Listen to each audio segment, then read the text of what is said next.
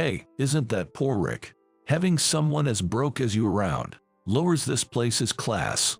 Get out of here now. After my wife told me about some unexpected income, we went to a high-end sushi restaurant as a family, only to run into a former classmate who started mocking me for being poor. This guy has been harassing me since our school days, and it's really ruining the special outing my wife arranged for our family at this fancy sushi place. I can't stand him belittling not only me but also my family, especially when he has no idea about the hardships we've gone through. I tried to control myself, not wanting to cause a scene in front of the restaurant and my family, and thought we should just eat our sushi and leave as soon as possible. But I never imagined my wife's remark would lead to what happened next. I'm Rick, currently 26 years old. I work at a food manufacturing plant. I married my wife, Mia, 3 years ago. We were blessed with a child soon after, and our daughter is now 3 years old. Mia and I met in a badminton club at our university. Although it was badminton, since it was a club activity, it wasn't serious training but rather a casual gathering aimed at working up a light sweat and then enjoying some beer. Having been seriously involved in tennis during middle and high school, I initially thought the badminton club would be similar. So, I was quite taken aback to find it was more about socializing. Hey, Rick, what made you decide to try badminton? At one of the club's parties, where I quietly took a seat in the corner, Mia came over and asked me. I played tennis in middle and high school, thought badminton could be fun too. No wonder you're so good at it. Not really, but what about you? I love plants, and I thought badminton was about going to the garden. I asked her over a beer, puzzled. What do you mean? I thought, because it's badminton, maybe badminton is on the ground. I couldn't help but burst into laughter, spilling my beer, and couldn't stop laughing for a while. Was it that funny? You're joking, right? No, really, I'm serious. Whether that story was true or just a joke to break the ice, I never found out. But that conversation was the start of Mia and I getting along and eventually dating. I was drawn to Mia's outgoing and sociable nature. Later, Mia told me she liked me because I seemed quiet but kind. We were quite different, but perhaps that's what drew us to each other. We got married right after graduating from university. This is really hard for me to say, but one day, Mia started a conversation with me very formally. What's up? You're being very formal. I don't want to work. I couldn't believe my ears.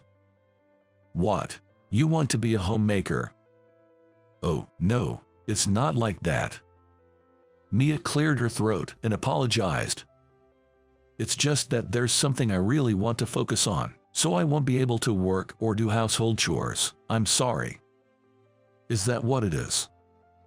Please don't abandon me. I won't abandon you. I smiled. If Mia was this serious, it must be something important. I don't fully understand what you mean, but you should pursue it without any regrets. Rick, thank you. Mia's face was a mess, streaked with tears and a runny nose. Since then, I've been working at the factory while also managing the household chores and child care. Honestly, it was very tough. While I could manage the household chores, it was often necessary to leave the factory for my child's medical checkups and vaccinations, which happened quite frequently. I had explained the situation to our factory manager, Mr. Johnson, in advance and got his approval, but as a result, my salary was reduced, and our household finances became tighter. One day, I went shopping with my daughter. She had grown a bit and was at the age where various desires were emerging. Daddy, let's go to the amusement park, my daughter suggested. She had been asking for a while, but honestly, I was too caught up in household chores, and we didn't have the time or the money. It's a bit difficult for us to go there today. Why don't we go another time? I replied. Come on, you don't even have the money to take your kid to an amusement park. What a poor man.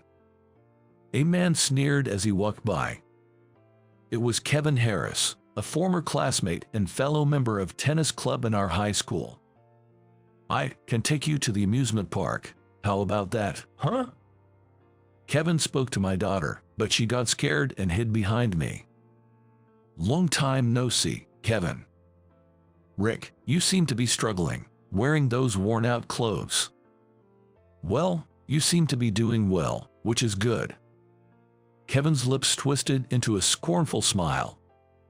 What a dull guy. Well, enjoy your bottom-of-the-barrel life. Kevin walked away.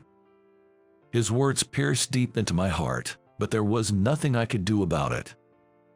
The difficult times continued for another year and a half. However, one day, Mila unexpectedly brought something up. We were having a soup full of vegetables for dinner. Our daughter said, I want to eat meat or fish. All right, then tomorrow, Daddy will make you some delicious meatballs. Occasionally, I could afford to buy ground meat. I could manage that much at least. Wait a minute, I have something to discuss with both of you about tomorrow. Mia put down her spoon and spoke formally, so we all followed suit. Rick, please take the day off from work tomorrow.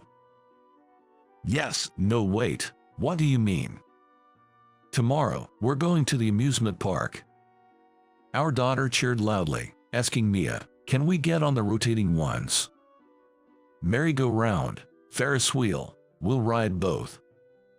Our daughter shrieked with joy. But that's not all.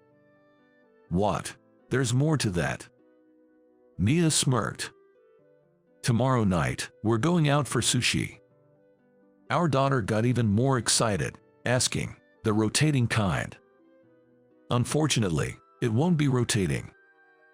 Our daughter seemed disappointed. Oh, it's not rotating.